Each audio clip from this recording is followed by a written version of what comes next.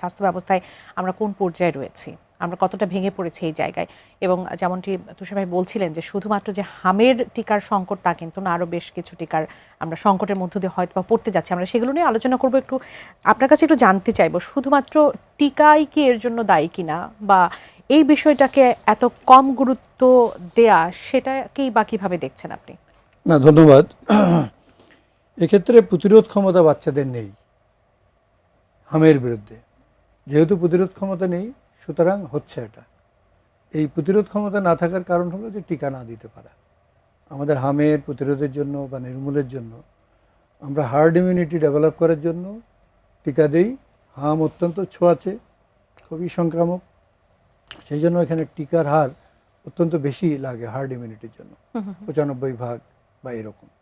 তো সেই 95% যদি নিচে নেমে যায় টিকা হার কোনো জায়গায়, তাহলে হার্ড ইমিউনিটিটা থাকবে না। আর হার্ড ইমিউনিটি যদি না থাকে, তাহলে যে বাচ্চাগুলো টিকা পায়নি, যাদের প্রতিরোধ ক্ষমতা নেই, তাদের হাম হবে এবং তারা আবার অন্যদের ছড়াবে। আর আমাদের দেশে যেটা তুষার বললেন যে 59% মতো টিকা দেওয়া হয়েছে, তাহলে আমরা যদি 30-35 লাখ লোকের মধ্যে 59% টিকা হয়ে থাকে, তাহলে টিকা হয়নি এরকম সংখ্যাটা অনেক। এটা অন্য দেশের মতো না যে 2 লাখ 4 লাখ বাচ্চা বা 10-20 হাজার বাচ্চা। আমাদের বাচ্চা তো অনেক। তো এইটাই হয়েছে ব্যাপারটা, যে তার ফলে হার্ড ইমিউনিটিটা ডেভেলপ করেনি। একজনের হয়েছে, সেখানে যখন সে এটা ছড়াচ্ছিল, তখন দেখা গেল তার চারিদিকে অনেকেই প্রতিরোধ ক্ষমতা তাদের নেই, সুতরাং তাদের হয়েছে, তাদের থেকে আবার আরও ছড়িয়েছে।